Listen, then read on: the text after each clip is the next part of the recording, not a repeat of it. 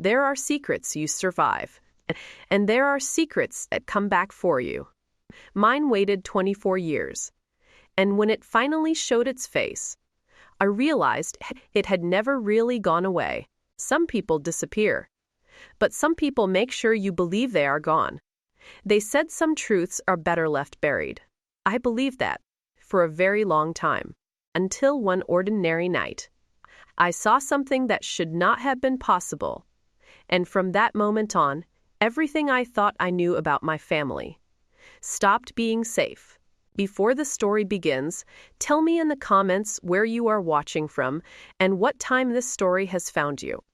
I read every single one, and I am grateful you are here. Now let me tell you my story. My name is Erasure Logan. People used to stare at me and I walked into a room.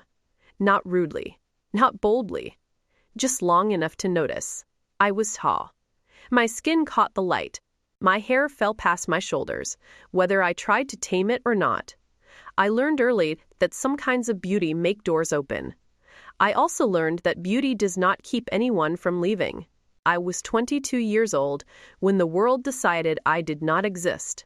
I had just finished college, a degree in accounting, modest engagement ring on my finger, and 3 heartbeats growing inside my body, each one reminding me that my life was no longer just my own. His name was Daniel Whitmore. He was the kind of man people noticed before he spoke. Tall, broad-shouldered, sort of handsome that did not need effort. He had dark hair that never quite stayed in place, strong features softened by a smile that made women believe they were being seen. His eyes were warm, steady, the kind that made you feel safe standing close to him. He moved with quiet confidence, like a man who knew doors would open when he reached them, the kind of man mothers approved of, the kind of man strangers trusted, the kind of man who looked like he would never leave. He was 28, with a calm voice and a careful way of doing things. He had a steady job, good credit, and dreams that sounded reasonable. The kind of man people trusted easily. When I told Daniel I was pregnant, he did not pull away. He smiled. He bit his hands on my belly, and like he already knew them. "We will be a family," he said. We planned a small wedding. Nothing extravagant, just something real before my body changed too much for a white dress. We argued about flowers, about whether his cousins should be invited, about baby names we both secretly hated. Then the doctor said triplets. 3 babies. 3 futures. Daniel sat down so fast I thought he might faint. Then he laughed. The kind of laugh that comes from shock and joy colliding in your chest. We talked about bunk beds, about college funds, about whether we would survive 3 teenagers at once. We did not know we were running out of time. Then Daniel disappeared. The last time I saw him, he was in our kitchen, buttoning his shirt, complaining about traffic, asking if I had decided on paint colors for the nursery yet. We were still arguing about whether one of the boys should be named after his grandfather. He kissed my forehead, grabbed his keys, said he would call me on his lunch break. An hour later, I was staring at my phone, watching missed calls pile up like something had gone wrong with the universe itself. The call that finally came was not from him. There had been an accident. I do not remember the drive to the hospital. I only remember the sound of my own breathing and the way my hands shook on the steering wheel. By the time I arrived, the Whitmores were already there. Daniel's mother stood in front of the door like a wall. His sister would not look at me. They did not look like people who had lost a son. They looked like people guarding something. I did not think much about it at the time. I assumed that was their way of grieving. They took his phone, his clothes, his wallet. They took his life. And they left me with 3 unborn children and a grief that had no shape. The stress sent me into labor. My body started trying to let go. The doctors rushed me into a bed and told me if I did not stay still, I might lose all 3 babies. 2 months. 2 months of bed rest, tears soaking into hospital pillows, fear sitting in my chest like a second heart. Daniel's family never came. When I called, they told me to stop pretending, that I was after their money, that the babies were not theirs. They said Daniel was gone, and so was I. The only people who showed up were my mother, Miriam Logan, and my older brother, Caleb Logan. They did not bring money. They brought food, blankets, their bodies, their time. Caleb slept in the chair next to my bed. Mom held my hand when I cried. They never asked me to be strong. They just stayed. And sometimes, staying is everything. The babies came early, not gently, not on schedule. They came the way everything else in my life had started to happen. Suddenly, without warning. The doctors spoke in quiet, urgent voices. 3 premature babies. High risk. I signed papers I barely understood, while my hands shook so badly I could not keep my name straight on the page. When my first son was lifted into the world, he did not cry right away. My heart stopped with him. Then he breathed. So small, so quiet, so stubbornly alive. My second son followed barely a minute later, his cry louder, sharper, like he was already fighting. My daughter was last. They lifted her up, tiny and trembling, and for one terrifying second, the room was silent. And then she cried, clear, strong, unapologetic. 3 fragile lives, wrapped in wires and hope.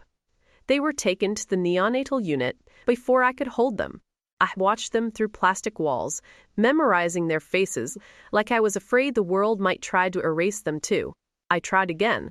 I called. I asked. I begged for nothing but acknowledgement. That was when Mrs. Whitmore said it clearly. The babies were not theirs. The name Whitmore would not be given to outsiders. She said I was trying to ruin their reputation, that I was after their money, and that if I did not stop, there would be consequences. That was the day my children became Logan's. Not out of anger, but out of loyalty to the only name that had never left. The first year nearly destroyed me, the air always thick with disinfectant and sleeplessness. I was already in debt before they were born.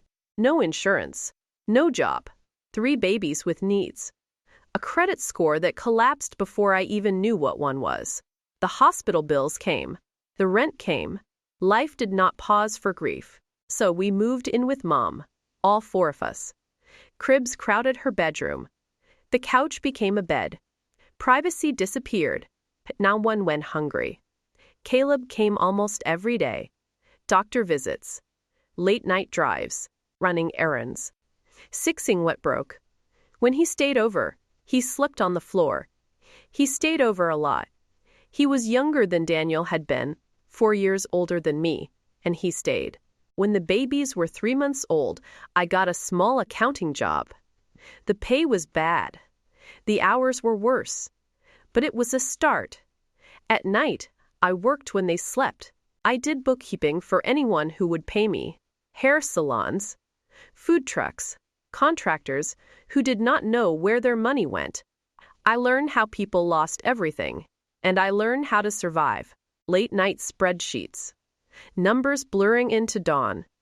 When the babies were about 18 months old, we tried again. A 1-room apartment. Mom signed the lease. Caleb co-signed, not because I was irresponsible, because my credit was ruined. The boys shared a crib. Aria slept beside me. The kitchen was so small I could stir a pot and touch the sink at the same time. Nights were loud. 3 babies. 1 room. No silence. Caleb fixed the car when it broke. We traded sleep for survival.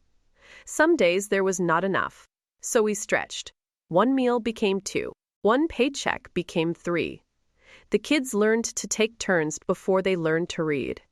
When the boys outgrew the crib, Caleb built a small bunk bed from scrap wood. Uriah slept on a mattress on the floor. It was not pretty, but it was ours. And slowly, the balance began to change. More clients, better contracts, a credit score crawling back from the dead. That was when we dared to try again. A small 2-bedroom. This time Caleb signed while Mom co-signed. Because by then, I was standing, but not yet strong enough to stand alone. The children grew, looking like the best parts of 2 people who should have made something beautiful together. Elias had Daniel's height and strong jaw. Micah had his eyes, thoughtful and sharp. Arya had my face, my skin, my fire. All three of them carried themselves like people who had survived something but had not been broken by it. So did their questions. They knew their father was gone. They did not know how. I gave them pieces of the truth, carefully, slowly, in ways their fragile hearts could carry. Elias was fiery. Micah was observant. Arya was fierce and fearless. They noticed everything. They noticed when money was tight. They noticed when clothes came from thrift stores. They noticed when mom cut coupons and pretended it was a game. We lived on luff in whatever was cheapest at the grocery store. But they never felt poor. They felt protected. Teenage years were not gentle. Slammed doors, detention slips folded into backpacks, and late-night arguments that ended with the kitchen lights still on. Elias tested limits. Micah tested rules. Arya tested the world. Caleb was there for all of it. Boots by the door, keys dropped on the counter, his jacket never fully off, as if he was always ready to step back out and handle whatever came next. He put his future on hold. No dating, no moving away, no chasing the life he could have had until we were able to stand. He showed Elias how to fight without throwing his future away, when to stand his ground, when to walk away, and how to channel anger into discipline instead of destruction. He showed Micah how to speak up. He showed Arya that she never had to shrink to make others feel tall. He showed them how to protect one another. One night, after a call from the school in the kind of silence that follows cruel words in a hallway, Caleb came over. He brought pizza, the box warm and slick with grease, the smell filling the room before he even set it down, and a baseball glove. "You want to learn how to throw?" he said, tossing the glove lightly from hand to hand, kneeling to test the laces before looking up with a grin. They ran outside barefoot onto the cooling concrete, dusk settling around them, like they had been waiting their whole lives. He showed Elias how to stand. He showed Micah how to catch. He showed Arya how to swing. Mom cooked. I worked. We held the house together with effort and prayers. And somehow, they grew up smart, kind, unbreakable. When people say children need a father, I think of those years. And I know what they really need. Someone who stays. I paid off collections. I rebuilt my credit. I earned certifications. Fraud examiner, auditor, CPA, tax preparer, name it, and I was there, doing it all. Not because I wanted status, because I never wanted to be powerless again. Years passed, and all the while, I kept building, quietly, relentlessly, brick by brick. People think children notice absence only when someone points it out. They are wrong. Children feel what is missing long before they can name it. Elias was the first to ask. He was 6 years old, sitting at the kitchen table with his homework spread out in front of him. I was washing dishes when he looked up and said it so quietly it almost sounded like a mistake. There was a small, heavy pause in the room. "Mom, why does Evan have a dad at school, but we do not?" I dried my hands slowly. Micah and Arya froze. I walked over and knelt beside him. "Some families look different," I said. "That does not mean they love less." He nodded, but he did not look convinced. That was the year the fighting started. Not in our home, at school. Had the phone rang one afternoon while I was balancing the checkbook. "Miss Logan, this is Principal Harper." My stomach dropped. "Your sons were involved in a physical altercation today." "What happened?" I asked. A boy called them fatherless. I closed my eyes. When I picked them up, Elias' knuckles were red. Micah's lip was split. Arya was crying, trying to hold both their hands. "He said we were mistakes," Micah whispered. I knelt in front of them right there in the school hallway and took their faces in my hands so they could not look away from me. "Look at me," I said. "You are not mistakes. You were chosen. You were fought for. You were loved before you ever took a breath. People who cannot see your worth try to steal it with words. Do not give it to them.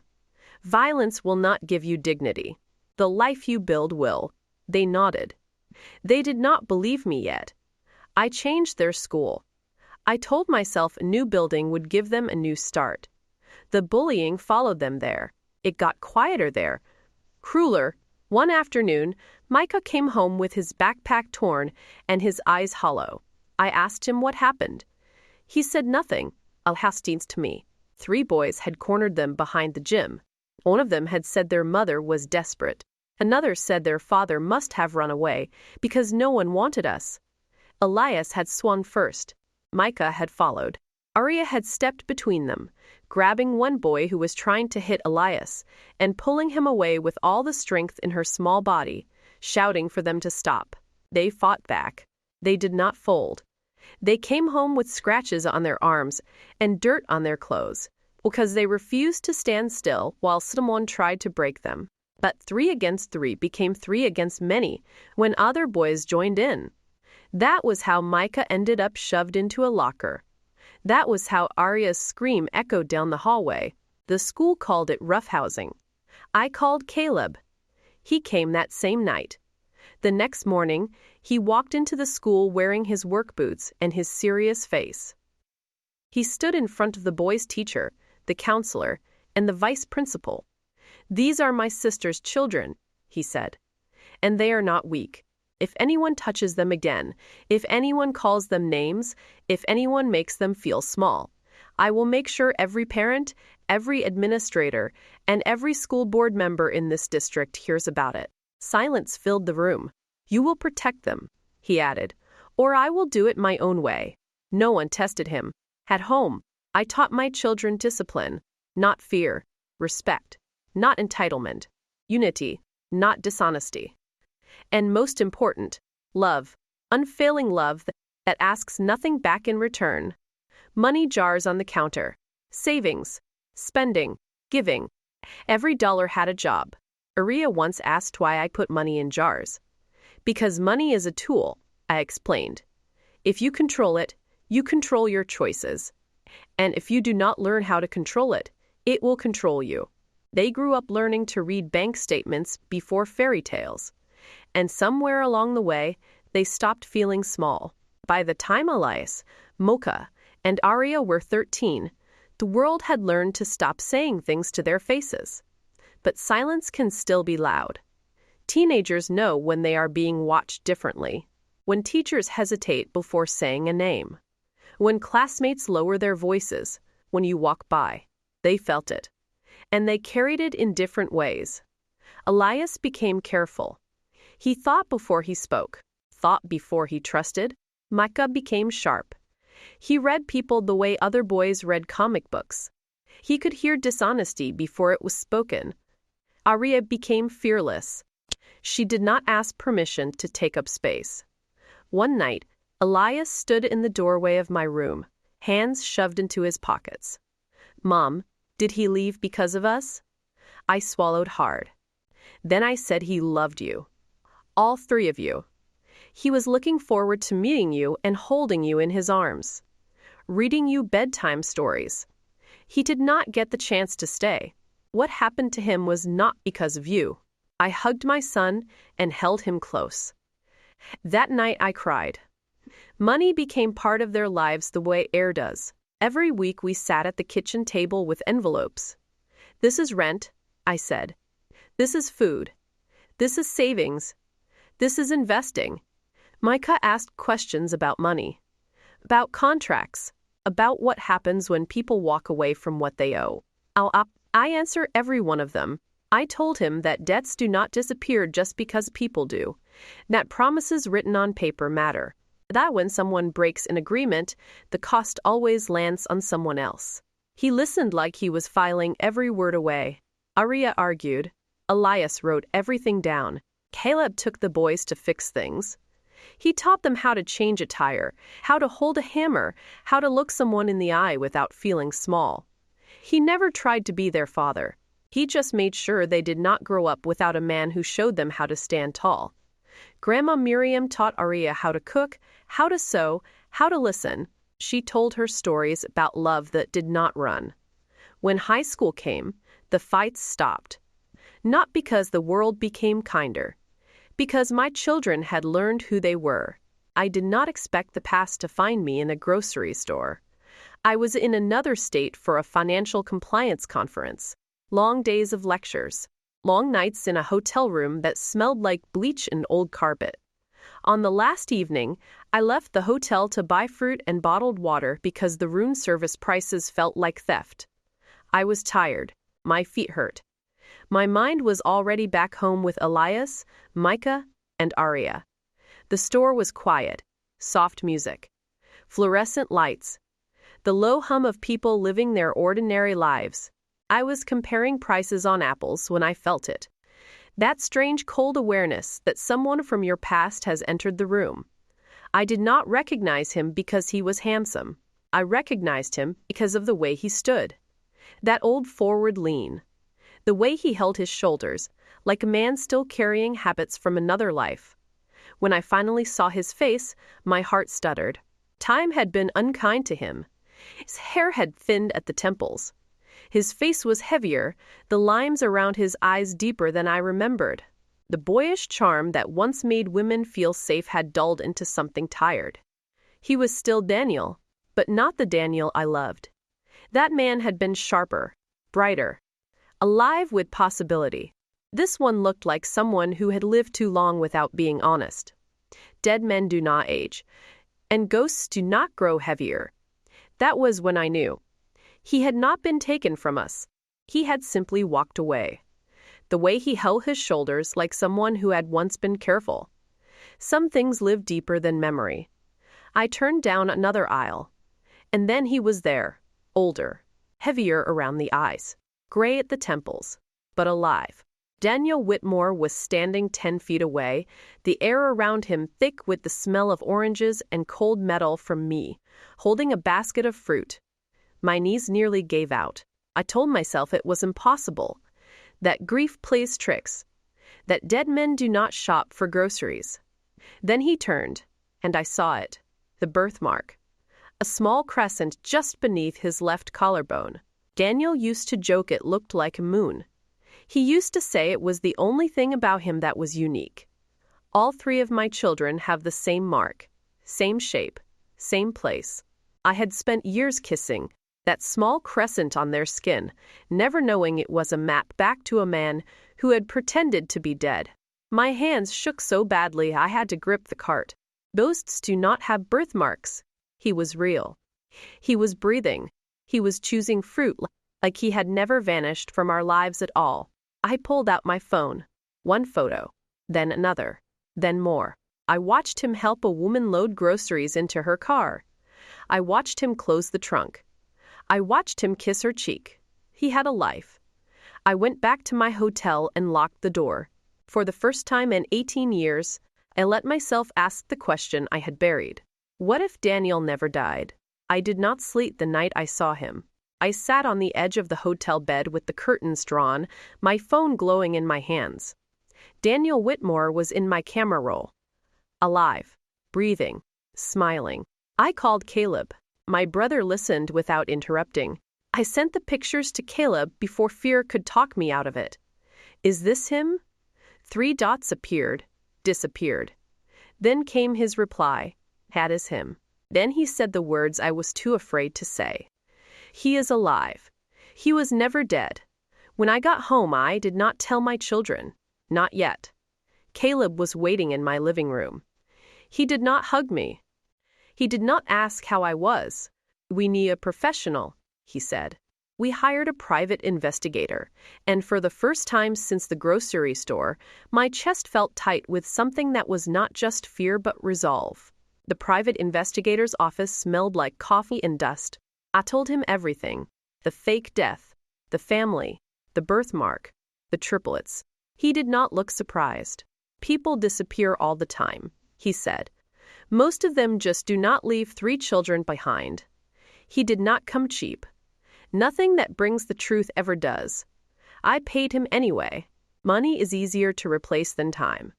And I had already lost 18 years. While the private investigator worked, I waited. Waiting is something I am good at. I waited for Danielle to come home from work. I waited for my babies to survive. I waited for my credit to recover. I waited for my children to grow, and somewhere in all that waiting, I stopped waiting for love. Men did not want a woman with 3 children. They saw risk, liability, responsibility, a future that already belonged to someone else. They called me strong, independent, too much. So I stopped trying. I had my children, Elias, Micah, and Uriah. They were my world. Weeks passed, each one dragging like wet fabric against my skin. I barely slept, barely ate, counting hours the way you do when you are waiting for a diagnosis. Every day felt like waiting for a verdict. Then the files came, thicker than a book. Daniel had married, divorced, married again, divorced again, and married a 3rd time. No children, changed addresses, employers, phone numbers, small details of his name. Not enough to disappear, just enough to bury someone else. There had been no accident, no hospital, no cremation.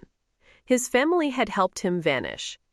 The Whitmores had erased him from my life and from his children's lives. Not one birthday card, not $1 cent.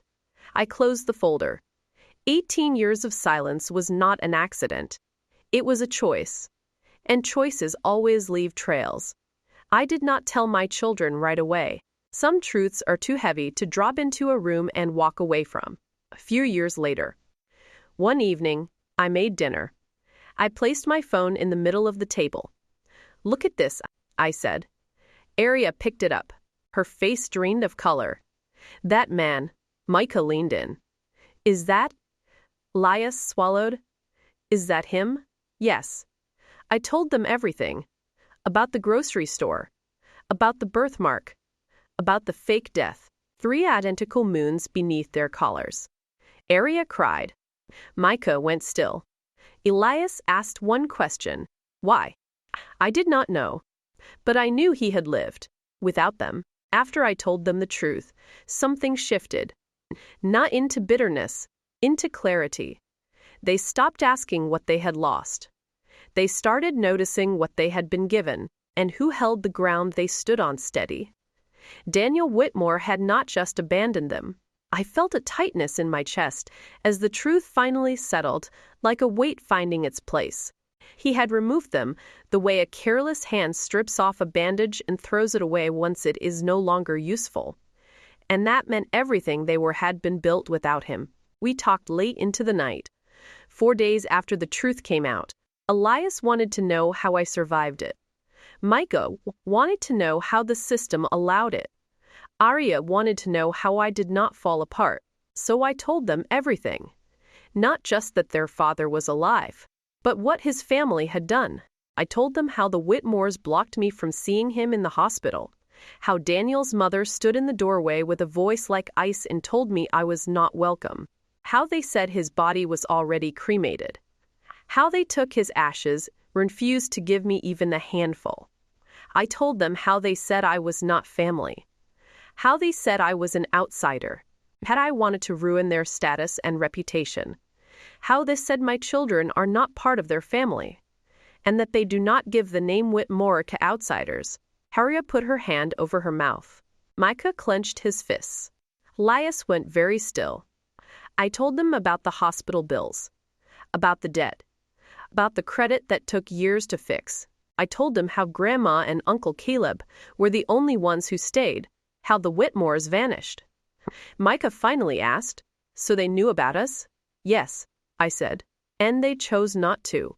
The room did not explode. Elias' jaw tightened as if he were holding something back. It went quiet, not with rage, with something colder, with understanding. That was when they stopped feeling like victims and started feeling like survivors. I never spoke badly of Daniel. I did not need to. The truth did the work for me. They began to notice things they had never questioned before. The way I always paid cash. The way I never panicked when something broke. The way every receipt was filed, every bill tracked. They had grown up thinking that was just life. It was not. It was survival. I had never been flashy. I drove the same car for years. I clipped coupons. I bought furniture secondhand. Elias once teased me about my old couch. Why not just buy a new one, Mom? Because that couch pays for your college, I said. He never joked about it again. Meanwhile, quietly, I had been building something. Every small sacrifice stacking like bricks behind the scenes. Property by property. Account by account. Not for me, for them. The first house came when they were still in high school. A small duplex on a tired street. Not beautiful, but solid. I lived on one side. The rent from the other paid the mortgage. Every month, the house paid for itself. Then came another. Then another. Not fast, not risky, careful, deliberate. Micah once sat beside me at the kitchen table while I ran numbers. What happens if the tenant stops paying? Then we cover it, I said. That is why we save. And if 2 tenants stop, then we sell something else. You never let one bad season destroy your future. He nodded like he was storing it in his bones.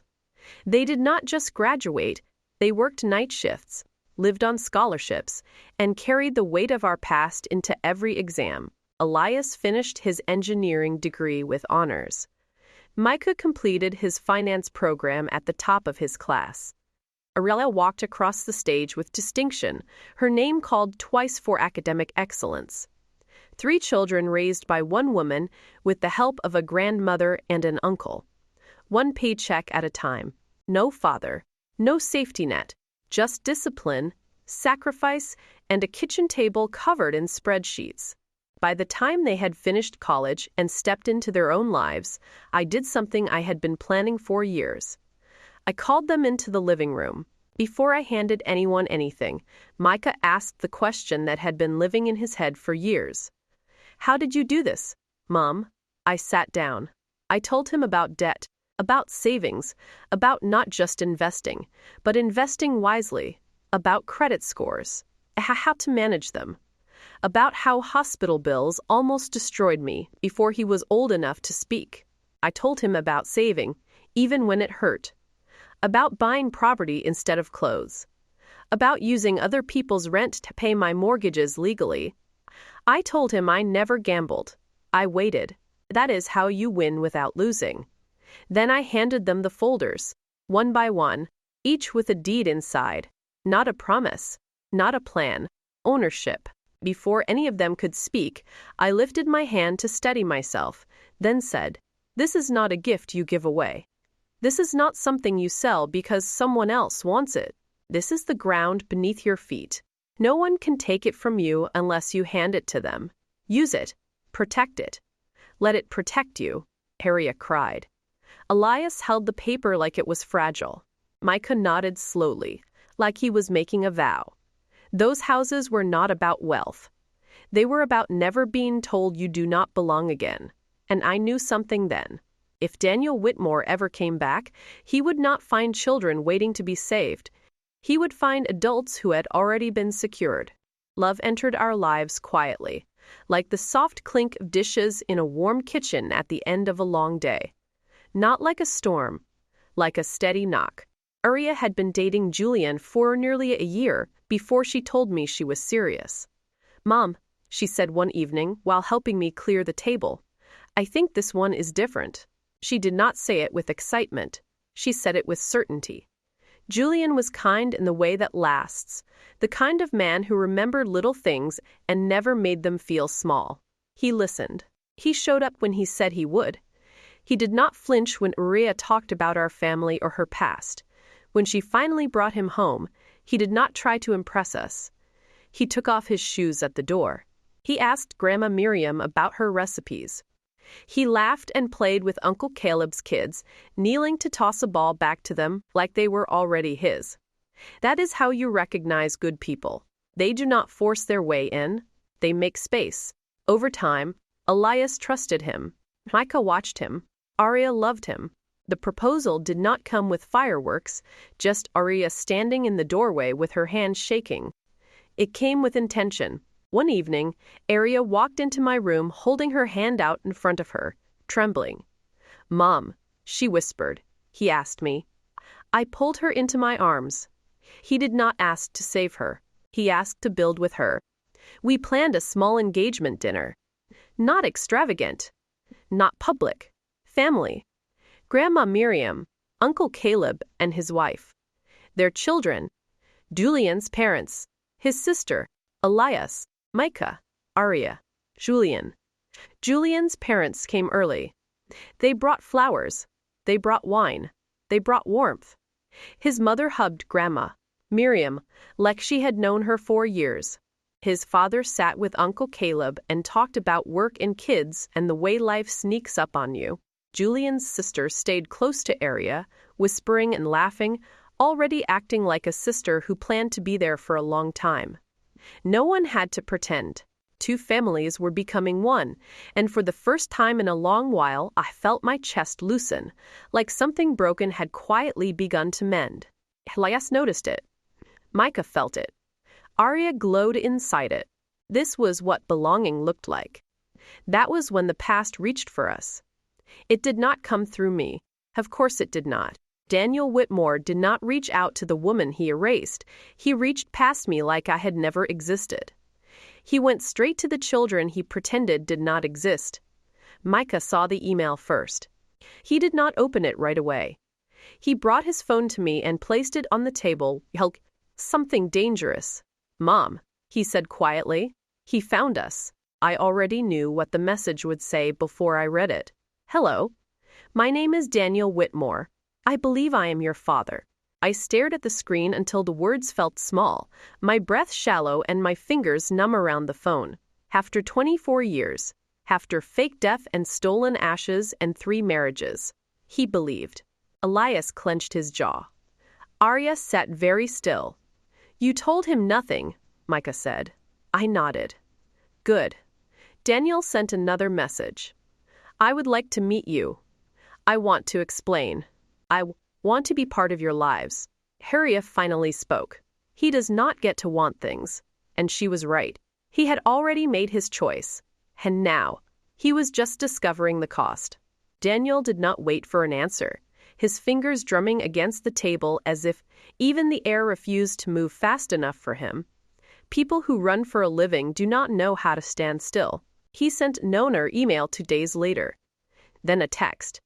Then a letter to Elias's house. He said he had been young, that he had been confused, that he had been pressured by his family. None of that explained the fake death. Micah printed everything. Free message. Every contradiction. He read them like a man preparing for trial. He says he wanted to come back, Micah said. But he also says he was afraid of what we would think. Elias laughed once. So he hid behind being dead. Aria did not laugh. She was quiet. I knew what that meant. She was hurting. Daniel asked for a meeting. Neutral place. Public. Safe. I did not go. This was not my conversation yet. The children met him without me. Daniel chose a quiet coffee shop, a place so neutral it felt like a waiting room where no one was meant to belong. Somewhere small and clean and carefully neutral. He tried to smile when they arrived. I have waited so long to meet you, he said. Aria did not sit down. Why now? Daniel folded his hands. I wanted to do the right thing. Elias looked at him. You had 24 years. Micah watched him closely. What do you want? He asked. Daniel hesitated. I want to be part of your lives. Aria laughed once. We already have lives. He talked about regret, about family pressure, about being young. Micah took mental notes. Elias watched for lies. Aria watched for weakness. When they left, none of them hugged him. They did not tell me everything that night. They did not have to. I could see it in their eyes. They were not moved. They were preparing. I did not ask them. I did not pressure them. I gave them space. I let them have their moments. Daniel asked for another meeting. He chose a quiet coffee shop, not the one from before, a different one. He stood when they approached and reached for Aria like she was still his child. He tried to hug her. Aria stepped back like she had touched something cold, a sharp breath catching in her throat, as if the chill had gone straight through her. Do not touch me, she said quietly. Daniel cleared his throat. I wanted to reach out sooner, he said. But your mother, she made it difficult. There was a lot of emotion, a lot of misunderstanding. I was told it would be better for everyone if I stayed away. Micah blinked. You were dead. Daniel frowned. What? Again, you were legally dead. Micah said, you let everyone believe you were cremated. How exactly was our mother supposed to make that difficult? Elias leaned forward. You disappeared so completely that she was not even allowed to see your body. Harria's voice was calm. So, when you say she made it hard to reach us, what you really mean is that you never tried. Daniel opened his mouth. Then say that, Micah said. Say you never tried. Daniel swallowed. I never stopped thinking about you, Daniel said. His voice thin, and Micah's jaw tightened, as Aria drew a slow, steady breath. Do not say that, Aria replied. You do not get to say that. Daniel's voice shook. I can explain. Micah did not interrupt. Instead, he said, Go on. Explain. Daniel took a breath. I did not mean for any of it to go this far. My family was powerful. They controlled everything. I was scared. I thought if I stayed away long enough, things would calm down and I could come back when it was safer. Arya stared at him. So you waited until we were grown? Until you did not have to raise us? Daniel did not answer. Micah leaned forward. You were 28. You had a job. You had a fiancé. You had 3 babies on the way. Arias' voice did not waver. Our mother was 22, alone, pregnant with triplets, and she did not disappear. Elias looked at him. So if you were too young to stay, you were too weak to be a father. Then explain something else, Micah said. Explain why your family told our mother you were cremated. Explain why they took your supposed ashes and would not give them to her. Explain why they said we were not your children. Daniel did not answer. Because there is no story that make that sound right. Micah did not let the silence settle. Call her, he said. Elias felt his pulse thudding in his ears, as if the room itself was holding its breath with him. Daniel looked up. Micah said, Call your mother, now, and put it on speaker. Daniel hesitated, then took out his phone and put it on speaker. The call rang, once, twice. A woman answered. Daniel? What is it? We are here, Daniel said. The children are here. A pause. You told them? Angel swallowed. What did you expect? He said. They found me. They kept reaching out. Micah leaned forward. No. You searched for us. You contacted us. You sent the letters. To not rewrite that. Daniel fell silent. Micah turned toward the phone. This is Micah. One of the 3 children you erased. Silence. Why did you tell our mother that Daniel was cremated? Another pause. It was the cleanest way to close it, the woman finally said. If he was dead on paper, there were no obligations, no legal claims, no inheritance, expertise. Raya's voice was steady. So you erased us to protect your money.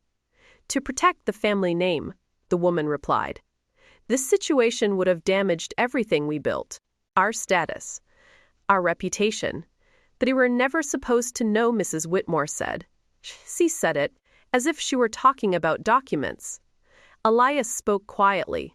So you buried us to keep your life clean, to maintain status and reputation. The call ended. Daniel stared at the table. For the first time, there was nowhere left for him to hide. They did not tell him I was coming, and I paused outside the cafe door, steadying my breath before stepping in. That was their choice, not mine. I walked into the coffee shop, the way I had walked into every hard moment of my life. Slow, upright, unafraid, head held high. Daniel sat across from them, looking smaller than I remembered. Time had taken what charm once gave him. His shoulders slouched, his hair thinned. His face held the heaviness of a man who had not lived well, and across from him sat 3 young adults who looked like they belonged to another future entirely. 2 taller than him, straighter, clear-eyed. They did not look like children waiting for something. They looked like people who had already arrived. Daniel looked up when I sat down. He startled, then tried to compose himself. Isora, he said softly, I did not know you would be here. I did not answer. My children made space for me, and I sat down with them. After that, I said, You asked for this meeting. Let us hear you. He swallowed. I just wanted to see them, to explain, to finally do the right thing. Arya did not move. Micah did not blink. Elias watched him. Then I spoke. Explain what, Daniel? Explain how you let a woman carry 3 of your children alone while you pretended to be ashes. Explain how you let them grow up fatherless while you married other women. Explain what exactly you are here to fix after 24 years of silence.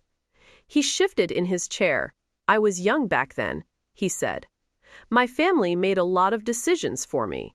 I have spent years regretting how things ended. I did not raise my voice. I did not lean forward. I smiled. Not kindly. Regret belongs to people who tried. Daniel, you did not try. You vanished. You let me bury a man who was still alive. You let me give birth alone. You let 3 children grow up believing they were unwanted. And you were free the entire time. I folded my hands. You do not regret what you did. You regret that you were not there to enjoy what came after. That is not sorrow. That is envy. I let the silence stretch. You do not get to come back now and call it love. Love shows up. You did not. You think this is when I found out you were alive? I said. Daniel looked up. It is not. I saw you years ago, in a grocery store, standing there like nothing had ever happened. You did not see me. I saw you. I showed him the photos on my phone. I was glad I had not deleted them, and I went home and said nothing. Because my children were still healing. And I would not let you reopen wounds you had not earned the right to touch. So do not think you came back into our lives. You walked into a story that had already moved on without you. Daniel's face drained of color. Hesora, he whispered. Daniel stood. He reached for me. I stepped back, not gently, like someone pulling away from something contagious. Do not touch me, I said. You lost that right when you chose to be dead. You did not call. You did not write. You married other women. Arya stiffened. I turned back to him. How many times? 3. 3 marriages, I said. And not once did you look for the children you left behind. Are you married now? Yes. Does she know about them? No, of course she does not. So tell me, Daniel, why are you really here? He opened his mouth, closed it. I am getting older, he said. I do not have anyone. You have a wife, I replied. So do not pretend you are alone. What you mean is that you do not have us. I leaned in just enough for him to hear me. You saw what they became. You saw their stability, their futures, their lives, and you wanted to attach yourself to it. He did not deny it. That was the loudest answer of all. I did not shout. I did not threaten. I did not ask him for anything. That was the cruelest thing I could do. Because men like Daniel do not fear punishment. They fear irrelevance. I stood. My children stood with me. This is where this ends, I said. Daniel's voice was thin. Isora, please. There is nothing you can give us, I replied. And nothing we want from you. Micah looked at him. We already built our lives. Elias said, You missed them. Arya did not say a word. She did not need to. Daniel reached out. No one took his hand. We walked away.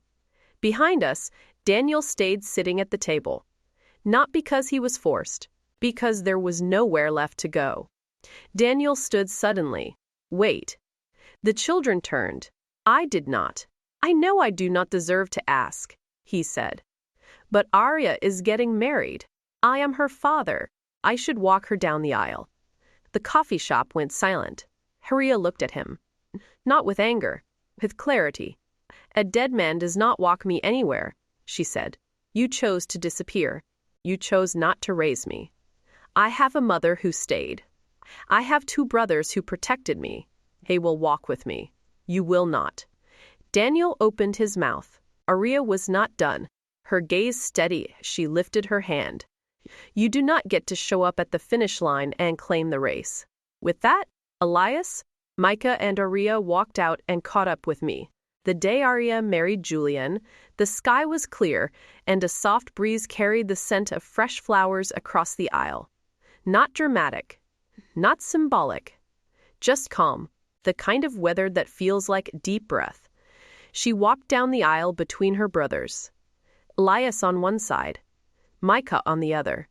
I stood at the end, waiting for her, not giving her away, because she had never been mine to lose. She took my hands. We smiled. There was no empty space where someone else should have been. There was only what stayed. Caleb sat in the front row with his wife and children. Mom sat beside him, holding a tissue she did not need. Julian's parents sat with them, laughing, already part of us. His sister leaned over and whispered something to Aria that made her grin. This was family, not blood, not paperwork, but presence. After the ceremony, Aria hugged me. You did everything, Mom, she said. I shook my head. I stayed. That was enough. Elias and Mleckerg raised their glasses. To the woman who never left, Micah said. To the home that never broke, Elias added. I did not look for Daniel. He was not missing. He was simply no longer part of what mattered. And that, finally, was justice. Some people think revenge means taking something back. But sometimes, the deepest revenge is letting someone see exactly what they lost, what should have been theirs, and realizing it was never theirs again and will never be. If this story stayed with you, there is another one waiting on your screen right now. A story about a father who gave everything to his children and was treated like he never mattered. Click the next video, and I will see you there.